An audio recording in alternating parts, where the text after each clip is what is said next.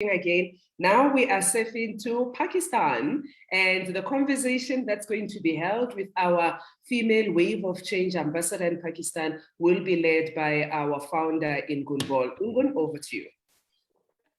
Yes, thank you, Tabello. And Shad just arrived in time, so I'm happy to welcome you. Where are you? Can I see you? I see you're here. Yes. Hi, Ingun. Hi. Hello, everyone. Yeah. So good to see you. And, you know, Shad has also been with us for quite some years. And I know, you know, when people start for Female Wave of Change as an ambassador, you hope that there's so much going on in that country. But on the other hand, if you see and you follow Shad and what she's doing, that is really amazing. So, you know, that is also already so much impact that she is creating.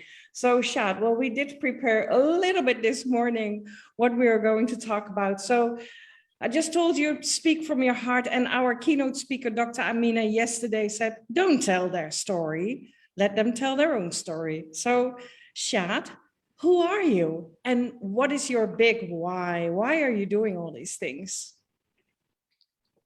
Thank you, Ingun. And I'm just so happy that I'm part of such an amazing group of women around the world. Those are connected on this platform, Female Waves of Change. And I'm so happy that I'm also part of it. Since the day I am part of it, I'm meeting women around the world, like almost every day. So many amazing things are going on. And I would say, yes, thank you, Ingun, thank you, Rini, and all the people for bringing us together and making all these efforts. Because, you know, despite that we are living far from each other and there are so many challenges in the world, but when we are hearing the stories of courage of every woman, so that is actually motivating us and, you know, keep us motivated that, you know, yes, whatever we are doing, we need to do a lot and we can do it. So the work I'm doing in Pakistan is, you know, what we women are doing in each part of the world to make this world a better place for everyone, not only for women, for children, for youth, for elder people, for transgenders, for everyone, because we believe in humanity, we believe in diversity, we believe in peaceful coexistence. So I'm also working in Pakistan for the empowerment of the local community. But of course, my work is more focused on women, because still the statistics shows that women are not part of the mainstream, the development mainstream. They are still far behind when it comes to education, health, politics, even banking and all these things. So women are still far behind. So we talk about equality, but we also talk about equity, because lots of women are still far behind. We are focusing on women, first of all, to bring them to the mainstream. And then one day soon we will be talking about the equality. So that's my work going on. And I started my journey when I was very young, almost like 19-year-old. My journey still continue. And I'm mostly working with women for their economic and political empowerment. And despite lots of challenges, we have good achievements as well. Like every day, we are making good progress towards our vision. And I'm happy. When I was starting my journey, so I was alone. I was, you know, around few women leaders, but now I'm happy that even from my hometown, every day I see young girls joining politics, joining media, joining sports, and all these things. It means that, you know, women are coming up and they're taking up the leading positions, which is actually my vision. So with the Female Waves of Change, we're also trying to create impact in Pakistan. We're trying to connect young women and women leaders who are already active in different sectors, so they also could join this Female Waves of Change. Because why this is important? You know, we always say that we women have lots of challenges around the world. So one of the solution is to come together, share our experiences with each other, motivate each other, and, you know, just complement each other's strengths with each other. So that's why I am part of the Female Waves of Change, and I'm looking forward to a very bright future for Female Waves of Change, becoming more active on the ground. Yes, there were lots of challenges because, you know, in our country, lots of laws are changing, and there are new regulations coming on. So even the COVID pandemic and some other things, they actually were the big hurdles for us, like achieving our more targets and becoming more visible. But yes, when I see female waves of change growing in other countries, so that is the spirit always, telling me that, Shad, we also need to start, doing activities. And we were active. We have done actually lots of activities, lots of things. So based on all these things, we will be building, and I'm looking forward to all sisters at the female waves of change that, count Pakistan, be with you all. And, we are standing united for all these things together in the world. Thank you, Shad. And you have already mentioned some challenges that the Pakistan women are facing, but can you dive a little bit more into that? Because I really think that those challenges are different from other parts of the world. Yeah, so I would say in Pakistan, of course, things are progressing as well, but the speed of the progress is not actually what we need on the ground. So the challenges are also growing. And recently, the COVID pandemic has contributed to the challenges, for making it womenly, because, I would just say that there is still a huge number of young girls is out of school, which is a big challenge for not only for the state, but also for the organizations and, all the networks, those are working for the girls. And when it comes to the health facilities, so still there are so many areas where women do not have access to the basic health facilities. So our mortality rate is also very high. And then we have kind of conflicts in different regions. So the conflict is also very directly affecting women's lives.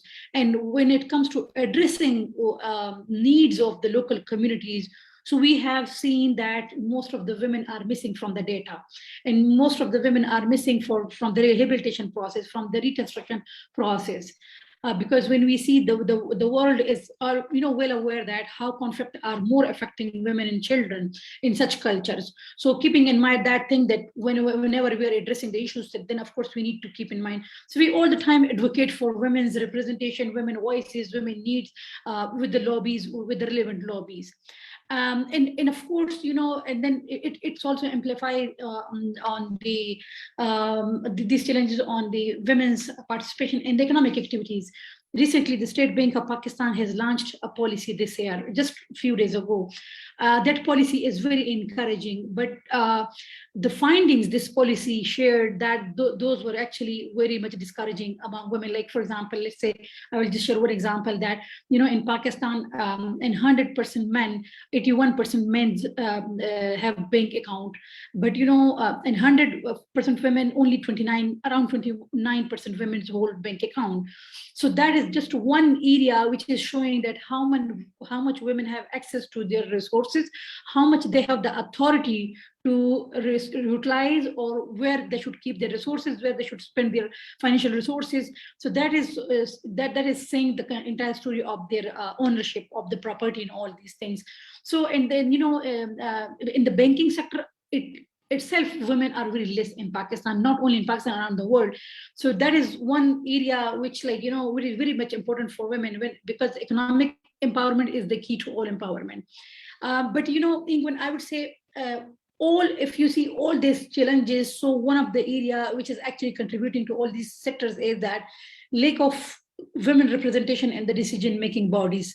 That's why I'm much focusing in Pakistan on women's, increase the representation in the politics, because if they will be not part of the politics, of course they do not have access to the legislation, access to the division of the resources, and women pro policies and all these things. So yes, Pakistan is among those countries where somehow we have good representation in number of women in the parliament in these things. But when it comes to the decisions, so of course we're still far behind that thing. So we are, hopeful that in the coming future, because of the programs right now going on, because of the efforts going on, those trying to highlight and raise women voices, and also training women to prepare them technically how to join politics and how to deliver on those positions.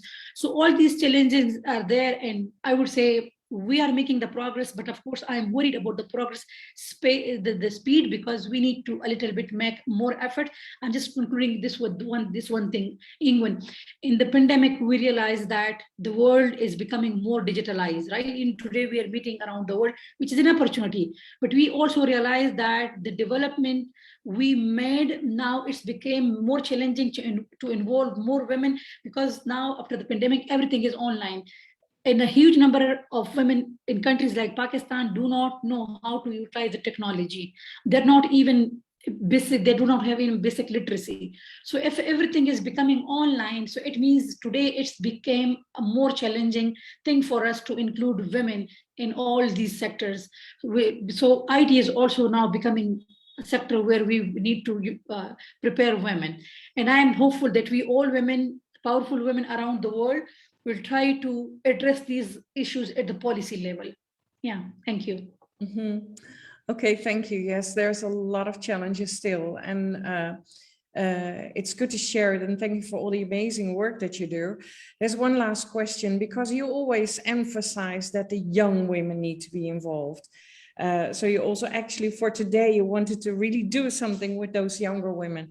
Share why the younger women. Yeah, the younger women, because, you know, I would say this is, research is also saying, you know, the youth are always very eager to take part and take leading positions, right? And we also have seen the today's generation, which is very much vibrant, which very much, when it comes, like, very much vocal about their rights. And we have seen recent examples in our country. They have zero tolerance for the inequality. So that is the area we need to invest more in it, by helping these women to learn from your experience, from my experience. Because if England has worked for 40 years, I have worked for 20 years. So we need to help women not to spend more 30 years, more 20 years.